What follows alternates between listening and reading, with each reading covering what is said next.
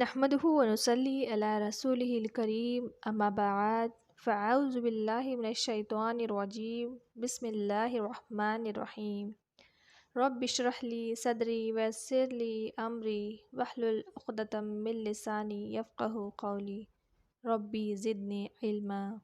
السلام علیکم ورحمۃ اللہ وبرکاتہ۔ آج کا ہمارا عنوان ہے طلبی کے مسائل۔ حج یا عمرے کا احرام باندھنے کے بعد تلبی کہنے کا حکم ہے۔ حضرت سلمہ رضی اللہ تعالیٰ عنہ کہتی ہیں کہ میں نے رسول اللہ صلی اللہ علیہ وسلم کو فرماتے ہوئے سنا ہے کہ اے محمد صلی اللہ علیہ وسلم کے گھر والوں کو تم میں سے جو شخص حج کرے اسے تلبی پکارنا چاہیے۔ تلبی کہنے کی فضیلت۔ حضرت سہل بن سعد ساعدی رضی اللہ تعالیٰ عنہ روایت کرتے ہیں کہ رسول اللہ صلی اللہ علیہ وسلم نے فرمایا، جب کوئی تلبی کہنے والا تلبی کہتا ہے تو اس کے دائیں اور بائیں زمین کے آخری کناروں تک تمام پتھر، درخت اور کنکر بھی لبیک پکارتے ہیں، جس کا ثواب تلبی کہنے والے کو ملتا ہے۔ تلبی کے مسنون الفاظ درج ذیل ہے: لبیک اللہم لبیک لبیک لا شریک لک لبیک ان الحمد والنعمت لک والملک لا شریک لک۔ حضرت عبداللہ بن عمر رضی اللہ تعالیٰ عنہ سے روایت ہے کہ رسول اکرم صلی اللہ علیہ وسلم کے تلبی کے الفاظ یہ تھے: حاضر ہوں اے اللہ، میں حاضر ہوں، میں حاضر ہوں، تیرا کوئی شریک نہیں، میں حاضر ہوں، بے شک حمد تیرے ہی لائق ہے، ساری نعمتیں تیرے ہی دی ہوئی ہیں، بادشاہی تیری ہی ہے اور تیرا کوئی شریک نہیں۔ اسے بخاری نے روایت کیا ہے۔ تلبی کے لیے درج ذیل الفاظ کہنے بھی مسنون ہے۔ حضرت ابو ہریرہ رضی اللہ تعالیٰ عنہ فرماتے ہیں کہ نبی اکرم صلی اللہ علیہ وسلم تلبی کے لیے یہ الفاظ بھی ادا فرماتے: لبیک الی الحق، اے الی الحق، میں حاضر ہوں۔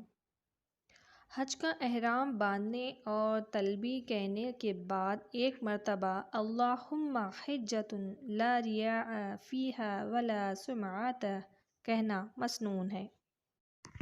حضرت انس بن مالک رضی اللہ تعالیٰ عنہ کہتے ہیں کہ رسول اللہ صلی اللہ علیہ وسلم نے ایسی سواری پر حج کیا جس کی زین پرانی تھی۔ آپ صلی اللہ علیہ وسلم کے جسم پر ایسی چادر تھی جو 4 درہم یا اس سے بھی کم قیمت کی تھی۔ آپ صلی اللہ علیہ وسلم نے یہ فرما رہے تھے کہ یا اللہ، میں ایسا حج کر رہا ہوں جس میں نہ ریا ہے نہ کسی شہرت کی طلب مقصود ہے۔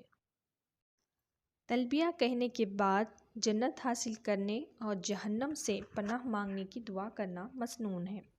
حضرت خزیمہ بن ثابت رضی اللہ تعالیٰ عنہ اپنے باپ حضرت ثابت رضی اللہ تعالیٰ عنہ سے روایت کرتے ہیں کہ نبی اکرم صلی اللہ علیہ وسلم جب تلبیہ سے فارغ ہوتے تو اللہ تعالیٰ سے اس کی خوشنودی اور جنت کا سوال کرتے، نیز اللہ تعالیٰ کی رحمت کے وسیلے سے آگ سے معافی مانگتے۔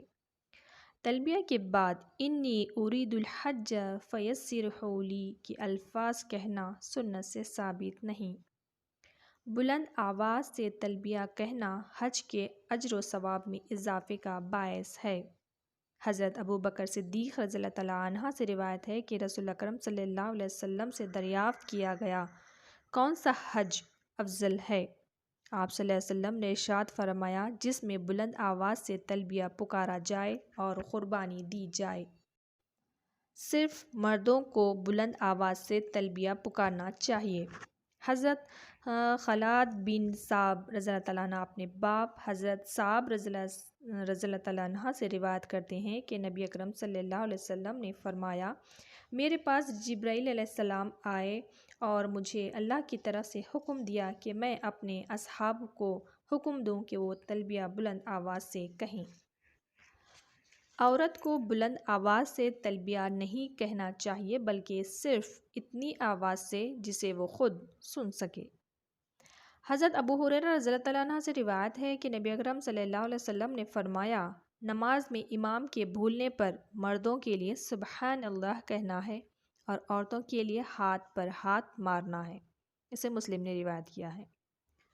عمرہ میں طواف شروع کرنے سے پہلے تلبیہ کہنا بند کر دینا چاہیے۔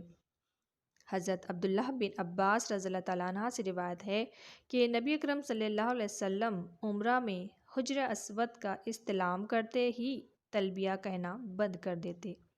اسے ترمذی نے روایت کیا ہے۔ حج میں 10 ذی الحجہ قربانی کے دن جمرہ عقبہ کو کنکریاں مارنے سے پہلے تلبیہ کہنا بند کر دینا چاہیے۔ حضرت فضل بن عباس رضی اللہ تعالیٰ عنہ سے روایت ہے کہ رسول اکرم صلی اللہ علیہ وسلم نے اپنے حج میں جمرہ عقبہ کو کنکریاں مارنے تک تلبیہ کہا۔ اسے ابو داؤد نے روایت کیا ہے۔ اہل قافلے کا اجتماعی طور پر بلند آواز سے تلبیہ کہنا سنت سے ثابت نہیں۔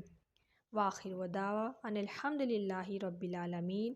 السلام علیکم ورحمۃ اللہ وبرکاتہ۔